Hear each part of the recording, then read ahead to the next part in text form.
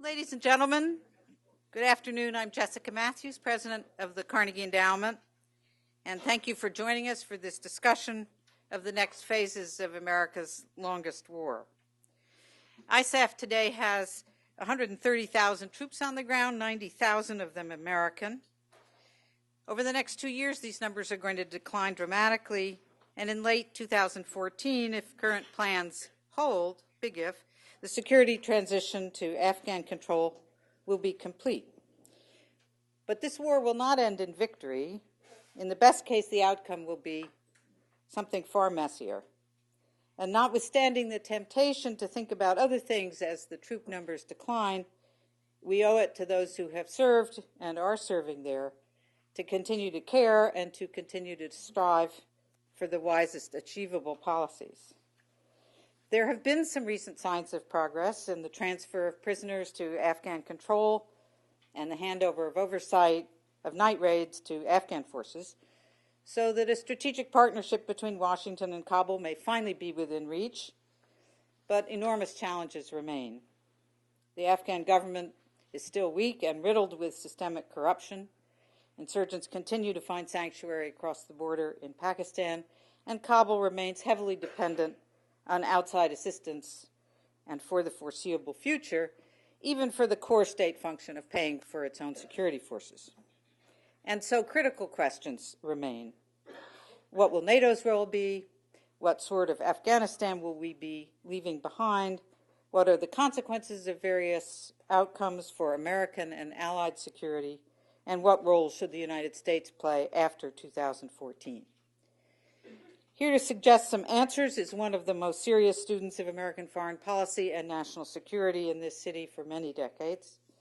Senator John McCain has served his country with deepest distinction, including more than 5 years as a prisoner of war in North Vietnam and 30 years in the United States Congress. I recognize that by linking those, I don't mean to suggest those are comparable levels of unpleasantness.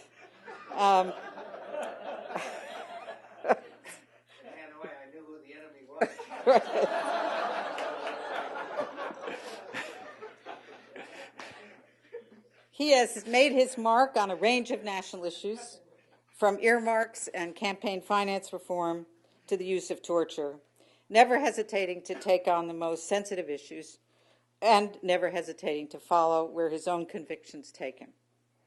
A relentless traveler to hotspots around the globe, he has just returned from the Turkish-Syrian border. He has played an important role in shaping American thinking over Afghanistan, Iraq, detainee policy, and the U.S. response to the Arab awakening. On a lighter note, he is also the most popular member of Congress on Twitter, with more than 1.7 million followers. Indeed, outpacing Tim Tebow and Donald Trump, among others. But on a serious note, it gives me great pleasure and honor to welcome Senator McCain to Carnegie to share his thoughts on the future of Afghanistan.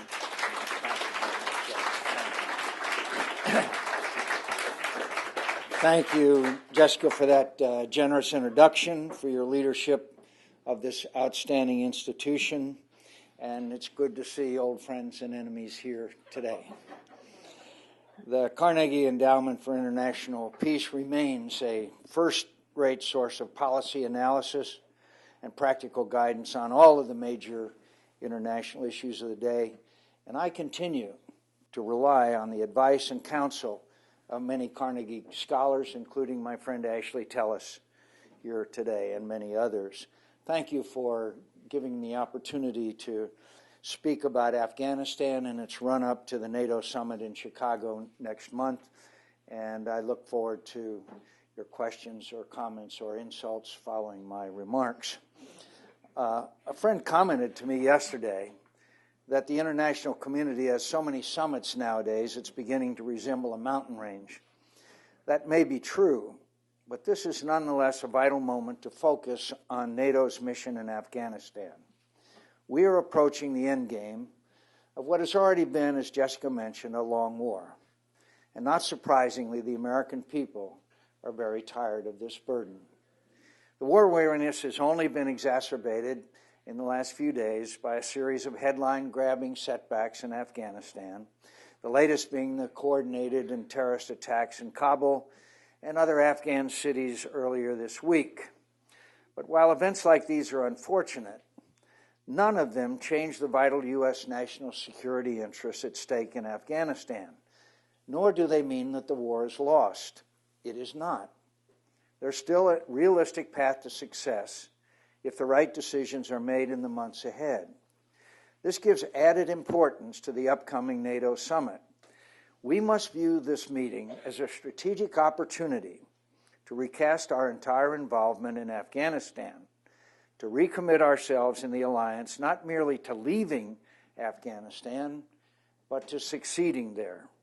This requires a clear understanding of what is at stake and what the cost will be to all of us if we fail.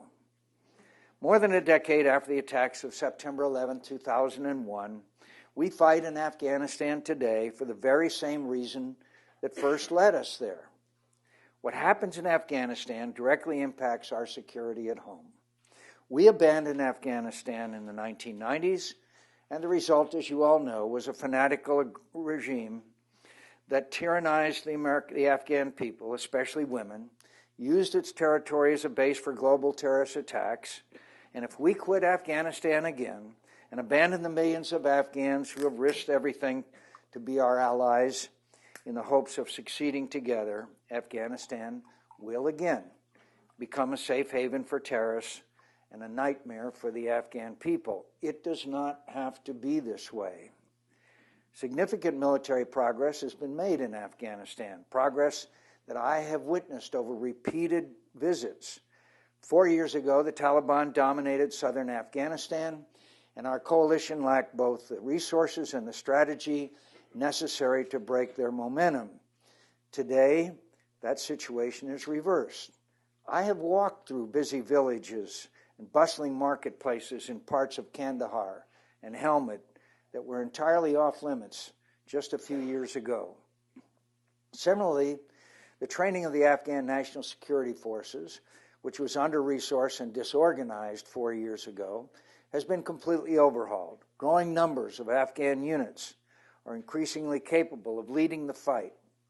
Indeed, it was Afghan forces that beat back the attackers and restored security in Kabul and other cities this week, with minimal international assistance. Yes, the despicable actions of a few Afghan soldiers who turned their weapons on our forces recently captured our attention and our sympathy.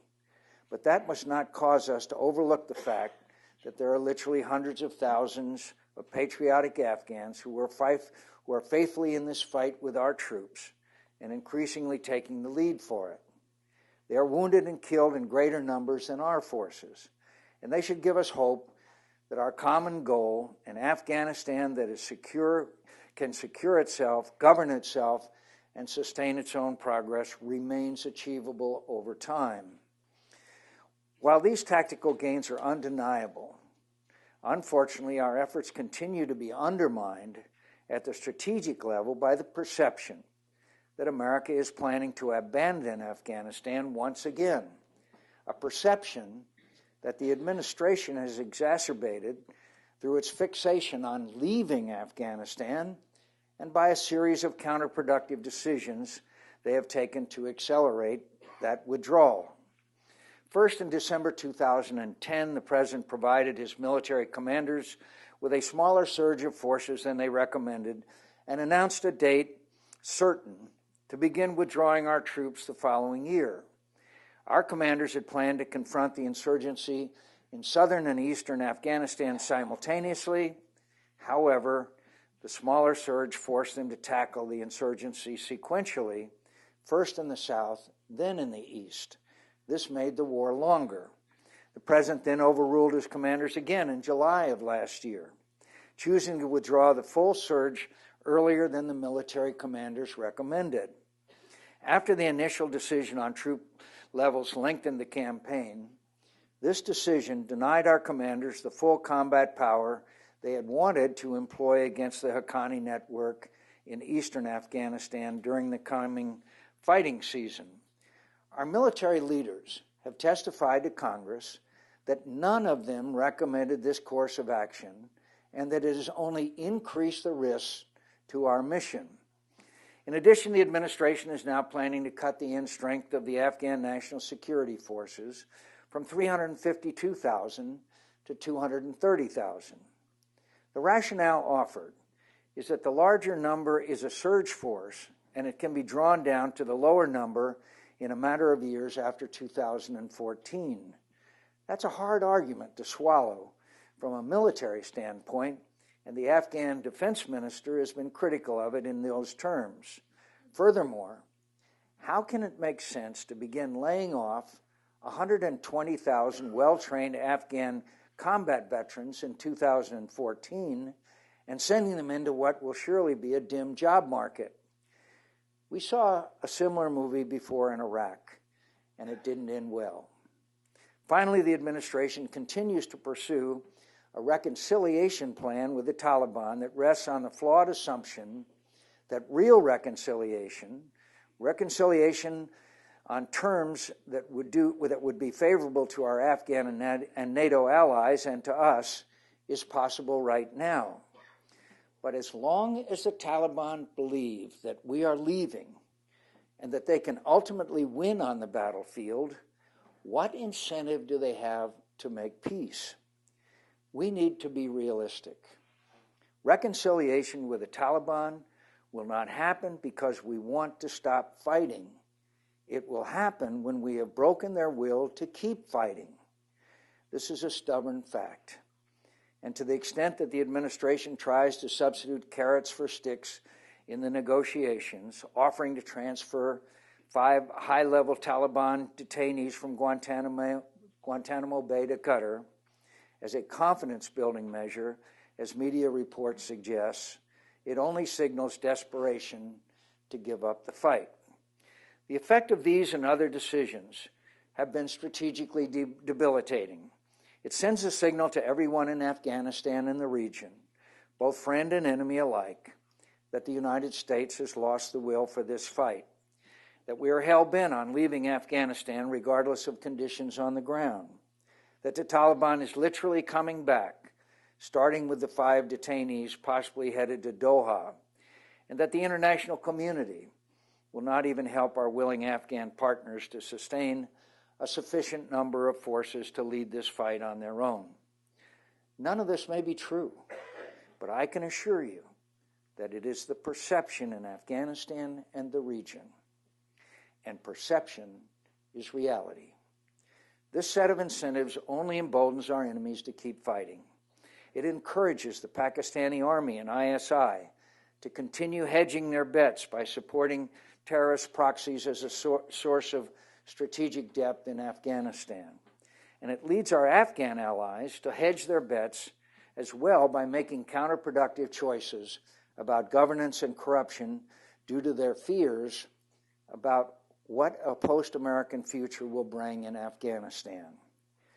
This perception that America will abandon Afghanistan makes everything our troops are trying to achieve harder. And the upcoming NATO summit is an opportunity to fundamentally change this perception. It is an opportunity to create a new set of incentives in this conflict that can strengthen our friends, weaken our enemies, and establish the conditions for enduring strategic success. I want to conclude today by suggesting how we can seize this important opportunity.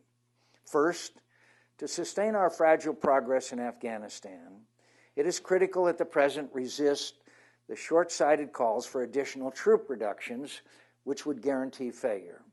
Our forces are slated to draw down to 68,000 by September, a faster pace than our military commanders recommended, which has significantly increased the risk to our mission. At a minimum, there should be a pause after September to assess the impact of the drawdown. It would be much better to maintain the 68,000 forces through next year's fighting season and possibly longer. Similarly, the administration should clarify that while the end strength of the Afghan security forces may eventually be reduced, that decision will be based on conditions on the ground. And if those conditions are not present by 2014, the community of nations, not just the United States and NATO, must help the Afghans to sustain the 352,000 man force as planned. After all, a capable Afghan security force is our exit strategy. It is our guarantee that the gains our troops have made at enormous cost will be sustained after we draw down. We should not do anything to put this core part of our mission at unnecessary risk of failure. And we certainly should not allow budgets to determine strategy in this regard. The previous administration made that mistake for years, and it almost lost us the war. Beyond these more operational considerations, the upcoming summit is an opportunity to make strategic breakthrough by finalizing a strategic partnership agreement with Afghanistan. This agreement would serve as the foundation for our long-term political, economic, and military relationship beyond 2014, and it could encourage our allies to make similar commitments. With the recent agreements to transfer detention operations and night raids from U.S. to Afghan authorities over time, the path is now clear to conclude a strategic partnership. A core element of this agreement would be an enduring U.S. military presence in Afghanistan, including air power, intelligence support, joint operation facilities, and special operations forces and trainers to continue our assistance to the Afghan security forces. This reduced force could ensure that al-Qaeda and the Taliban no longer pose a military threat to Afghanistan, our allies, and us. Making these commitments could change the entire incentive structure in this conflict. The strategic partnership would make it clear to the Taliban that it cannot wait us out and win on the battlefield. It would demonstrate to Pakistan that continued support for the Taliban will only leave them more isolated and less secure. It could give Afghan leaders the reassurance to fight corruption and govern better. And it could set the conditions for our forces to responsibly draw down and hand the lead to the Afghans. In short, the Strategic Partnership Agreement could change the narrative in Afghanistan and the region to one of looming international abandonment to enduring international commitment. Recasting our efforts in this way would also create the conditions for a real process of reconciliation with the Taliban. The critical question here is not whether we are reconciling ourselves to the Taliban, but whether the Taliban is reconciling themselves to the Afghan state and constitution on favorable terms to our Afghan allies and to us. This will only happen when the Taliban no longer thinks they can win on the battlefield. That is not the case now. But it would be the case if we demonstrate to the Taliban that 2014 is not the finish line, that a residual U.S. and NATO force will remain in this fight with our Afghan partners long into the future.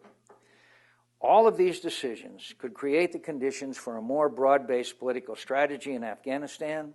President Karzai recently suggested that he's considering moving up the presidential election from 2014 to 2013. This is an interesting idea that we should explore with him and other Afghan political and civil society leaders. This would ensure a greater number of international forces to secure an early election. Furthermore, by decoupling the election from the final year of the security transition, it could increase the odds of both being successful. Ultimately, this decision is for the Afghan government and people to make. What is in our common interest is ensuring that the upcoming election, whenever it happens, is a decisive and inclusive demonstration of democracy in Afghanistan.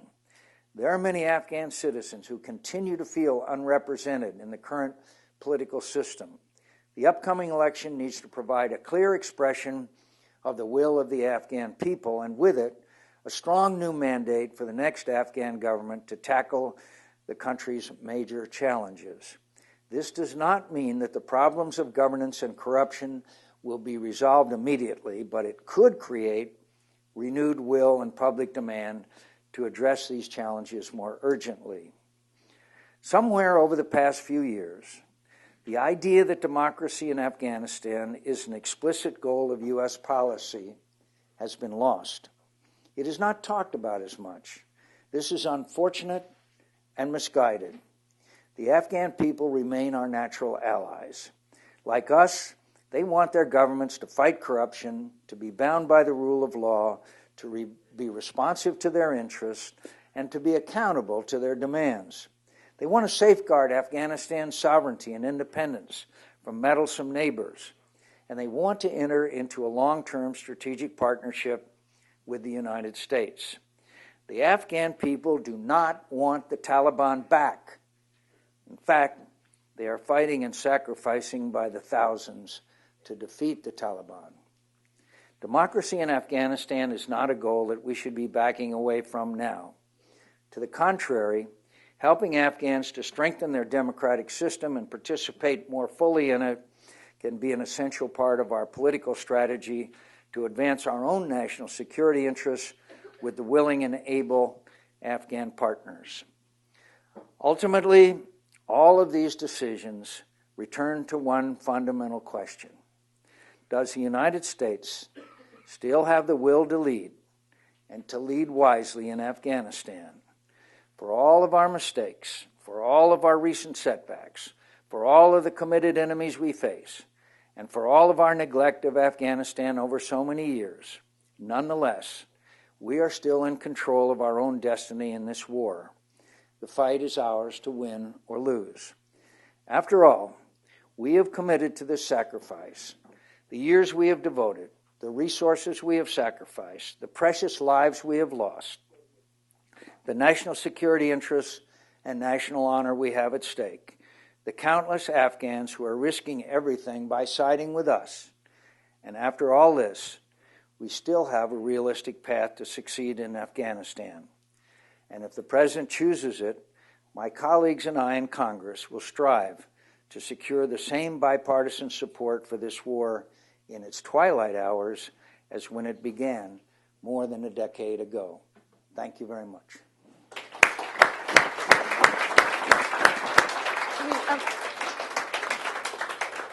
We thought we'd do the questions from here, unless you prefer to do it. No, I'd be glad to. Okay, great. So the floor is open. I'd like to ask people, because I know there will be many, to identify themselves and to be brief. And we'll take three at a time. Let's start right here, and we'll come around. Jessica, you mind if I stand while I do this so that I can just scribble notes when I... Shala Sadiqi from Voice of America, Persian News Network. What effect would the senator say that the changes of the regime or future changes in Syria have got to the situation in Afghanistan regarding Iran? You have been to Syrian border recently, Senator. Well, I went to the Syrian border. As you well know, there's 25,000 refugees in refugee camps in Turkey. And during the period of former Secretary General of the UN, Kofi Annan's pause in discussions, there was another 7,000 that showed up at the refugee camps. Another 1,000 or so were killed by Bashar Assad. I noted in today's news, not surprisingly, that there is further shelling in homes. Bashar has already violated the agreement by not withdrawing his tanks and artillery from the cities. It is a tragic situation. And in the refugee camps, I met with people who have been driven out of their homes, have had their relatives and friends killed, wounded, tortured, raped, as an act of a strategy. The torture and the rapes and the murders are part of the modus operandi of the Syrian troops in order to intimidate and to try to cow the Syrian people. I have been around a fair amount of time, in the view of some too long. I remember in Bosnia when people said we shouldn't go in because we couldn't do anything about it and we didn't have the ability to. Same argument with Kosovo. We then regretted, President Clinton later said his greatest regret was that we didn't try to stop the genocide in Rwanda.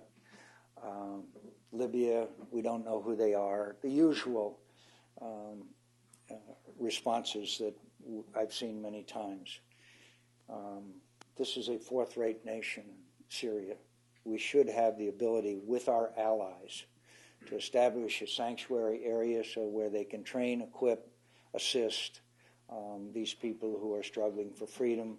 And you'll hear the same arguments. We don't know who they are. They're not organized. I heard the same thing about Libya.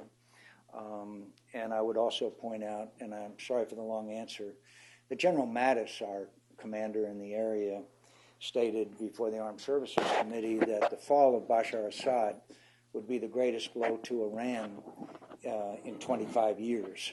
So there is some strategic interest here as well as humanitarian. And finally, it's just not a fair fight. It's not a fair fight. The helicopters are now being used, and for us to not provide them with the means to defend themselves is, frankly, I think a stain on our national honor. And I'll make my other answers much shorter. I apologize. Let's take three right here, okay, and just in a row, and let's try to stay on Afghanistan if we can. My name is Cami Bhatt. I'm with the Pakistani Spectator. Senator, just a couple of weeks before Admiral Mike Mullen took retirement, he said at the same place that we cannot resolve Afghanistan issue without addressing the larger issue of Kashmir. It's really problem is between India and Pakistan who have made Afghanistan their battleground, and we are wasting our money and dollars. We have spent $600 billion in Afghanistan. We are spending $2 billion per week there. What are our strategic interests unless we resolve Pakistani problem of Kashmir between Pakistan and India? And my Secretary of Defense, Leon Panetta, he said the same thing at Woodrow Wilson Center, that without resolving Kashmir issue, there is no way we are going to have peace in that part of the world. What are your thoughts on that? Thanks. Okay. Well, my view is that Kashmir obviously has a significant effect in a lot of ways, in addition to those that you described, including the stationing of Pakistani troops in very significant numbers on the India-Kashmir border, rather than on the Afghan border, where, in our view, they could be much more usefully employed. I visited Kashmir. It's probably one of the most beautiful places on earth, by the way, for those of you that have not seen it. I think it is a long-standing problem. I understand there have been recent, at least discussions about Kashmir, that the Indians are at least in the mood to have conversations. Lots of people have died there. It's a sad situation. But to somehow use Kashmir as an excuse for not acting to break ties with the Haqqani network, and by the way, we now have strong evidence that these latest spectacular attacks, which are reminiscent of the Tet Offensive, spectacular attacks to affect American public opinion and world public opinion, that doesn't change the fact that, in my view, that it is reprehensible that the ISI continues to maintain a close relationship with the Haqqani network, who are responsible for the deaths of Americans. And American public opinion is very unhappy about that as well. So I understand that Kashmir is a huge friction point. But to use that as an excuse for a failure of the Pakistani government to act more forcefully in the cause of peace and suppression of terrorist networks that are operating almost openly in parts of Afghanistan is not sufficient reason, in my view. Yes? Yeah. My name is Liliana Rodriguez, NDU former student, sir. I just have a question. When the war was declared 10 years ago, were those decision makers very aware that the war was not going to be conventional but asymmetric? You know, historians will look back on this period of both wars with great interest and sometimes concerned that the United States of America clearly overextended itself in many ways. And when we got our attention diverted to Iraq and basically neglected Afghanistan, then that gave opportunities for terrorist networks, for the Taliban to remain viable. It caused us to sort of just not pay the attention that we needed to the conflict in Afghanistan.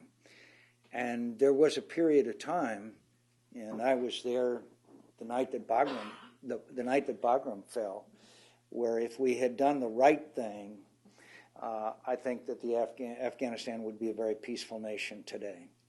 But I also believe that the problem with corruption in the Afghan government and the safe havens in Pakistan have still not been sufficiently addressed to guarantee a peaceful Afghanistan.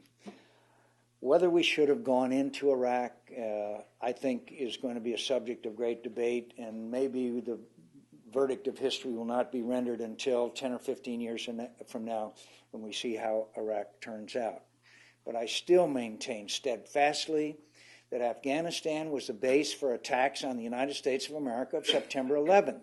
And for us not to do anything about that would have been an abrogation of the responsibilities that we have to the families of those who were killed in the attacks of 2011. Gary? Senator, I'm Garrett Mitchell, and I write the Mitchell Report. And I read it. Oh, thank you. You've been very helpful today, both in being clear and relatively specific about what you think the agenda and the narrative-changing dynamics ought to be. I would like to ask you if you could sort of think out loud a little bit about something that you said in your remarks that I thought was critical, which is that you define what you're outlining for as whether the president will decide to exercise the leadership. And it leads me to question how a president, whoever it may be, absent the kind of metrics that we like to have to make other kinds of decisions, reaches the conclusion about what it is that is most in the national interest. And you also reference the fact that the American people are tiring of this war. I think one of the things that is of increasing concern, and today's stories in the LA Times and elsewhere exacerbate that, is whether this, whatever descriptor one wants to give it, but this fatigue with the war is beginning to affect the troops in the field. And so I'm not asking you to change your point of view. I'm asking you how you think a president should think about defining the national interest, including the fact that sometimes, as they say in Texas, you got to know whether to hold them and fold them. First of all, as far as the effect on the troops is concerned, the thing that has always astounded me more than anything else is when I visit with these troops. I've met people who have been to Afghanistan and Iraq 4, 5, 6 times. I mean, it's amazing what they have done, and yet they still want to go back. There's certain unit cohesion that is astounding. The training and equipment that they have has never been better in history. And these young people being volunteers, and it is an all-volunteer force, I do not see that. I do see, obviously, PTSD problems. We have suicide issue, although, interestingly enough, I probably shouldn't waste your time on this, but we're finding the suicide rate is not related to combat tours in the military, which is something that I simply still don't understand.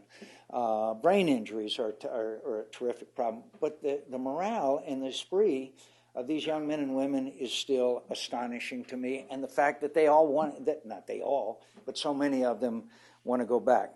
Look, I want to be fair to the President of the United States. I don't think that this issue should be partisan, but presidents lead. When's the last time that the President of the United States gave a speech to the American people from the Oval Office and said, my friends, I want to tell you why Afghanistan is important. I want to tell you why the sacrifice of these young men and women is not in vain. And I want to tell you what will happen if we don't succeed in Afghanistan. Instead, what I see of the President of the United States is announcements of withdrawal. Announcements of withdrawal. We're going to be out. We're going to be out. We're going to be out. And so Americans follow the leadership of the President of the United States. And I feel the same way about Syria. I mean, when this kind of slaughter and torture, rape is going on in a country, yet the President of the United States has declared prevention of massacres is a vital national security interest. He has said Assad must go. That's his words, not mine. And yet, any objective observer will tell you, with the inflow of with Russian arms and Iranian arms and Iranians on the ground, that the battlefield does not indicate that anytime soon Bashar Assad is going to go. In fact, the Kofi Annan plan doesn't even call for him to go. So, and my answer to you is, I would like to see the President of the United States talk to the American people. He has very high favorable ratings with the American people, and tell them why it's important that we have a strategic partnership agreement with Afghanistan. Tell them why these young men and women were still in harm's way from a Haqqani network, which is cooperating with the ISI. I think the American people are very smart, and they can make their own judgment, but they need to be led and they need to be informed. And finally, I understand that the elections, 2010 and probably this one, jobs in the economy, jobs in the economy, jobs in the economy. I understand that. But I also say that our national security interests are tied up in that part of the world in a very, very substantial way, including the Iranian issue. Let's take some on this side of the, go ahead. We'll take a couple here. Hi, Senator McCain. First, I want to thank you for your remarks. My name is Debbie Smith. I'm the Executive Director of PATHS. We're building a school for kids with disabilities in Afghanistan, in Kabul. Given that security is a prerequisite for development, and in an effort to create greater interaction between the Afghan government and the Afghan people, it seems that the development efforts there have taken more of a top-down approach. And I'm wondering if more of localized projects, smaller projects, sort of bottom-up approach might be better. I wonder if you could speak to that. You know, we learned in Iraq, much to our dismay and the wasting of I don't know how many billions of tax dollars, that without a secure environment, these projects are doomed to failure 9 times out of 10. You know, I remember being in Iraq, I think it was 2006, and I met with the general who's in charge of a bunch of these projects, and I said, how do you monitor them? And he said, oh, we use drones. I'm not making that up. We use drones. I said, really? So there's got to be a secure environment. That's why this ring road was such an important step forward. It for once tied all of Afghanistan together, as you know. And projects like that are of inestimable value. But you've got to have a secure environment, and that means, if you're talking about from the grassroots up, that means a partnership between the ANA and our troops. And I saw that in Kandahar. I saw it in many other places. And so that has got to be, when we adopted the surge strategy in Iraq, it wasn't just the increase in troops. It was a dramatic change in how we do business. Iraqi soldiers and American soldiers slept side by side. They lived together, they worked together, they patrolled together. They became closest friends. And that's the kind of environment then that you get the secure environment so that these projects can move forward. And I agree with you that top-down does not work. Go ahead. Senator McCain, my name is Jake DiLiberto. I was a Marine, Afghan in Iraq. Thank you for your service. Did you disagree with what I said about the morale of the troops? Slightly, sir. Okay, go ahead. I think after 10 years of war, the discipline of an all-volunteer force is severely challenged, and especially doing low-intensity conflict as counterinsurgency war is, it's going to break down our morale. But that's not really directed to my question. Sir, I'm curious about our interests and the host government interests. To be honest, we don't really know why the Iraq surge totally worked. We know some variables, but it was our fifth. General. I'll get you an appointment with General Petraeus, and he'll be glad to explain it to you. Sir, my PhD dissertation's on this. Dave Kilcullen. Then you should know. Well, Dave Kilcullen seems to think that that was our fifth attempt, and in the fifth attempt of our it was the first serious attempt at a counterinsurgency that would succeed. I don't care if it was the 50th. Go ahead. Fair enough, sir. Yep. But there was a lot of variables that we got lucky on with the surge, quite a bit. The Sunnis breaking with Al-Qaeda. Napoleon said generals make their own luck. Go ahead. Fair enough. But Iraq and Afghanistan, let's be frank, are just totally different. And the question is, how do we know that the Afghan interests line up with our interests? I've been to Afghanistan many times since I served as a Marine, and it does not appear to me that Afghan interests, Pakistan interests, line up with ours. What makes you convinced that their interests and ours are the same? That stability and an Afghan central government is something that they want for sure? I mean, just because they don't want the Taliban doesn't mean that they want Kabul either. Well, thank you, and thank you for your service to the country. I'm proud to be in your presence. Sir, by the way, I will take that appointment with General Petraeus. I'll speak with you afterwards. All right. I'll call him. I'll call him for an appointment right away. Your first point is valid. They don't want the Taliban back. There have been numerous surveys done of the Afghan people. They absolutely do not want the Taliban back. And obviously, we don't want to subject the people of Afghanistan to that kind of regime to start with. Second of all, I believe that they are motivated by the same principles that motivate our immortal words about all. All are created by God with certain inalienable rights. They believe that. They have different traditions. They have different customs. They have a different religion. But the fundamental desire that they have, in my view, is universal. And so I don't think that the Afghan people want to live in a country that's rife with corruption, as certainly is in the case of some parts of Afghanistan. I don't think they want to live in a country where as we know, the suicide bombers are indiscriminate in the kind of killing that they carry out. I think they want a chance to have a life of peace and prosperity, and that all human beings do.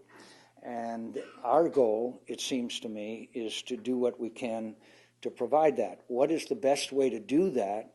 In my view, as I tried to mention in my remarks, as we go into 2014, have a trained and equipped Afghan National Army, which can take over these responsibilities. We can give them technical assistance. We can provide drones. We can supply a lot of things to them. But the brunt of the load is carried by the Afghan National Army themselves. And many of those are people who live in their own hometowns, in their villages, and places. So the question is, as I try to put out in my remarks, can we achieve this transition to a long-term strategic partnership with Afghanistan, which would then give comfort to them and some sense of security, but at the same time turn over the responsibilities to the Afghan government and people? And I do not take that challenge lightly, and I hate to keep mentioning it, but we've got to have some progress on this issue of corruption in the Afghan government, because sooner or later it filters right back down to the police, which then, as you well know, at the beginning the people were more afraid of the police than anybody else, as you know, and they've made dramatic improvement, but it's easy to slide back. And again, thanks for serving. All right, let's take a bunch in the back, if we could. Thank you. This is Lalit Jha from Press Trust of India. I would like to draw your attention to what General Kayani said in Pakistan today. He said he would like to see the country spend less on the defense And he also says that he's in favor of peaceful coexistence with India, which he says is vital for both the countries. Do you see any change through this statement? Do you see any change in the strategy of Pakistan Army? I didn't get the question.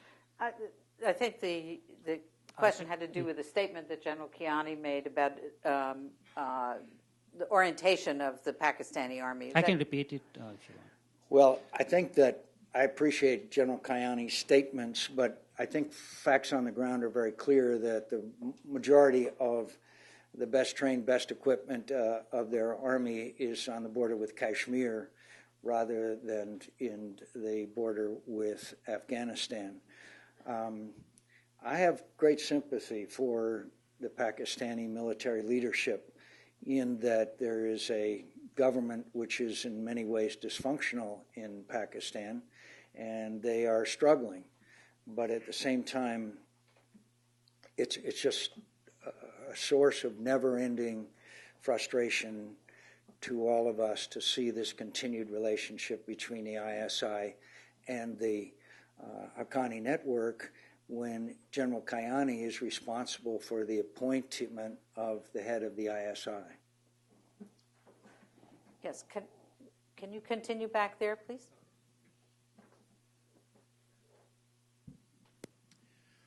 Ayub Khawreen, and I'm an Afghan journalist, work for on TV Ashna. We live broadcast to Afghanistan. And it's a couple of things before I move on to my question on Pakistan. It's unfortunately, it's again more and more of ISI. Can you stand up, please? Yes. Thank you. I'm sorry. Please try to be brief. Sure. You just mentioned that you feel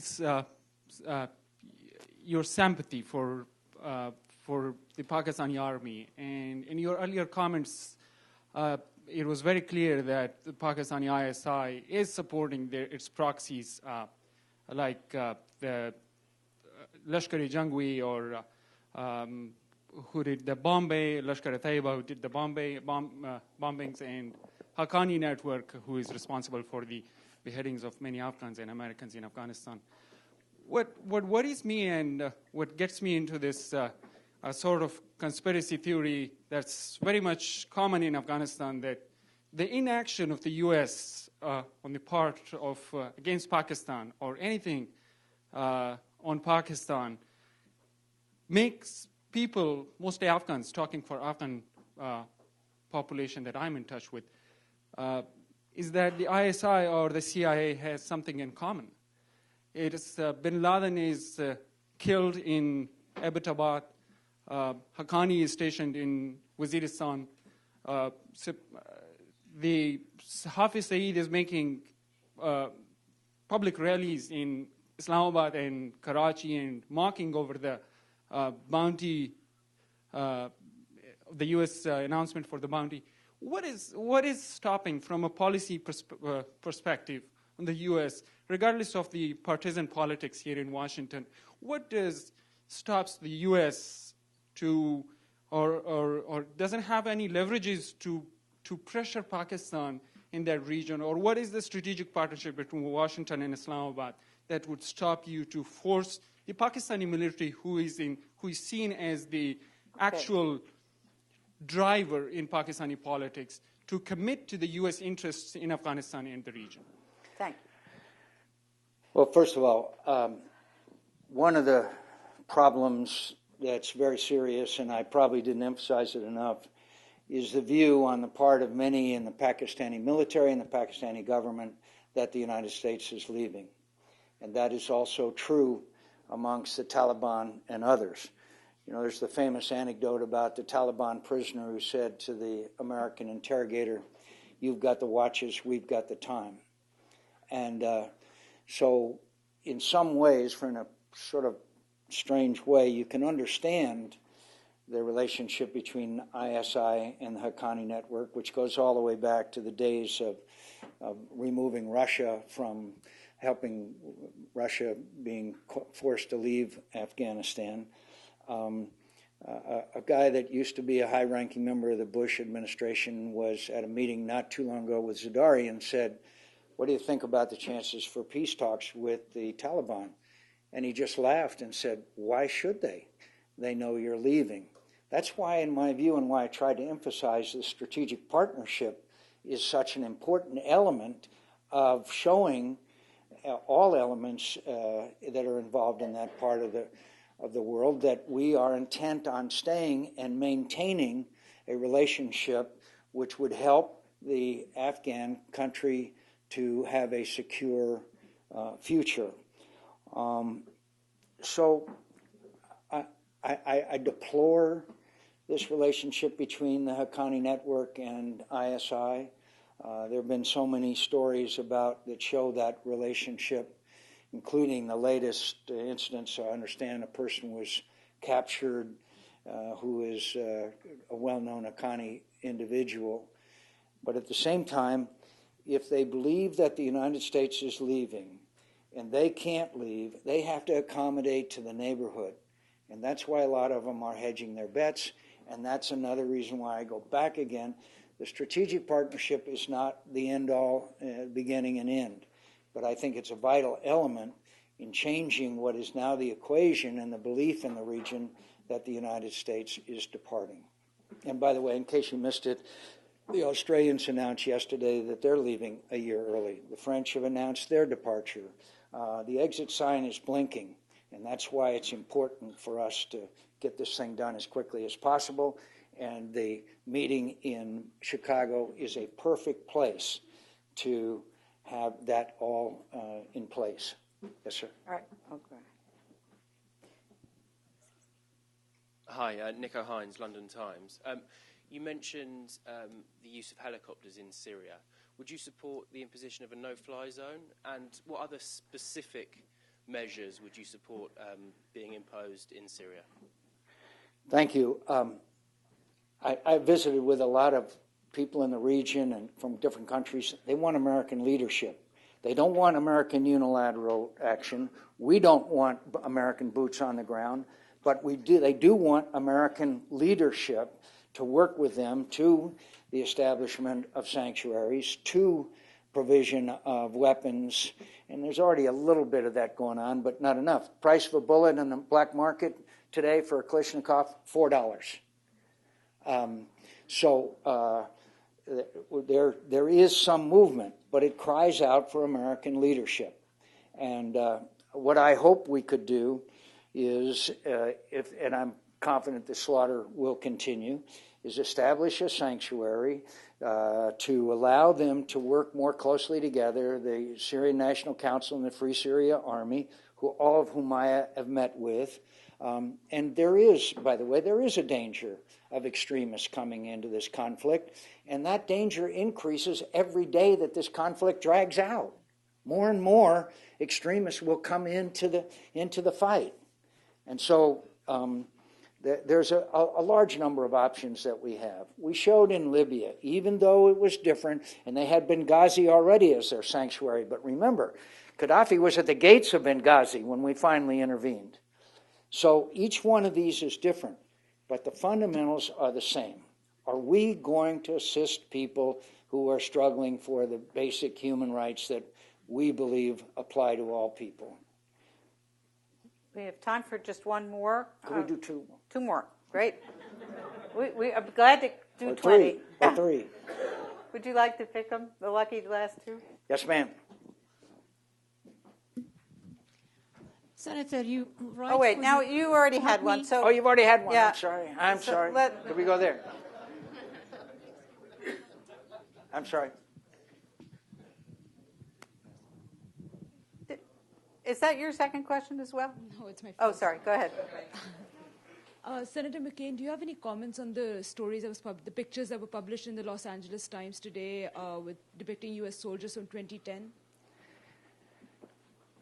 My only comment that I have is this latest thing down in Colombia, and the American soldier, the military man that left his post and killed Afghans, is that it's deplorable and despicable, and I'm sure justice will be rendered. But what bothers me more than anything else is that 99.9% of these young Americans who are serving over there have the highest standards. I've seen with my own eyes the thousands of acts of kindness and generosity that our men and women in the military show to the Afghan people. I've seen the close partnerships and the relationships that are developed, the friendships, and all of that, of course, is tarnished so badly by a story such as what you're talking about. I'm sure that they will find who did it, and they will be punished according to the Uniform Code of Military Justice, but it does such damage. It does such damage, and it grieves me because there's so many brave and honorable young Americans who have served there, and so many who have sacrificed, so many that I see out at Bethesda that have suffered the wounds of war, and it tarnishes their reputation. That's what makes me sad. Yes, sir. Thank you very much. You just, this is Mohammed Wafa from the Middle East Broadcast Network. You just answered the question of no-fly zone, but the issue of arming the opposition had come sporadically during this presentation. You had called before for arming the opposition, and you just mentioned that there is a need to train and equip the opposition. Now, some people here and in the Middle East think that arming the opposition is still valid because there is violence even after the truce. But the leaders who matter, they don't press for arming the opposition. And I really want to know what exactly the arms or the equipment or the training you are calling for, and how to convince the leaders over the world that might do it. How do you convince them that this is necessary? Thank you. Well, first of all, I think it's important to remind you again that Russian arms are flowing in very large numbers, that the Iranians are there also with their equipment and training and people on the ground. So it's not a fair fight. It's not a fair fight. So for us to say, well, we really shouldn't be helping out these people who are literally fighting with their bare hands in some cases is really something that I can't accept. First thing you need probably is some anti-tank weapons, and they're fairly simple weapons. He's rolling his tanks into the urban areas. You may need, he's now using helicopters, you may need certainly RPGs. And I can't really go down an inventory, except that I can tell you that a bullet for a Kalashnikov is $4 on the black market. They're not getting many arms. Now, I am told through indirect sources that some arms are filtering in from some other countries, and we don't even have to do that directly. In Libya, a lot of arms flowed in to the TNC, and they weren't delivered by the United States of America. It was by other countries, and some of them are very wealthy countries. So I would leave that up to the assessment of our military people. But almost anything they need in order to resist. And also they could use a lot of our intelligence capability as well to track the movements, particularly of their military convoys and tanks from one place to another. There's a lot of things we could do. And again, I want to point out that every time one of these things comes up, we don't know who they are. I remember in Tunisia even, it'll be Al-Qaeda. In Libya, it's going to be Al-Qaeda. Usually I saw that on Fox, by the way. But anyway,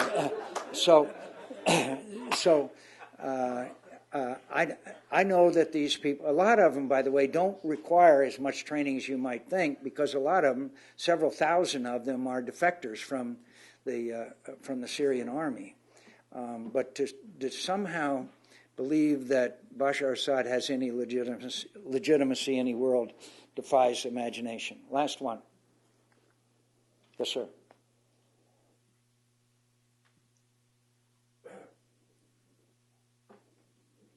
Yes, my name is Matt Sherman, former State Department official who served 6 years in Iraq and Afghanistan on the ground.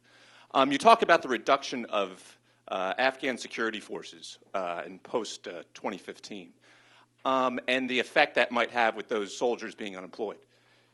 If the funding for the ANSEF is also complemented with economic and market type of programs to offset that, would that be a position that you would support if it's recommended by military and civilian officers and commanders on the ground? Absolutely. Hand the mic to the guy in front of you, because I'll answer him too. He was disappointed that when I pointed at him that you jumped up.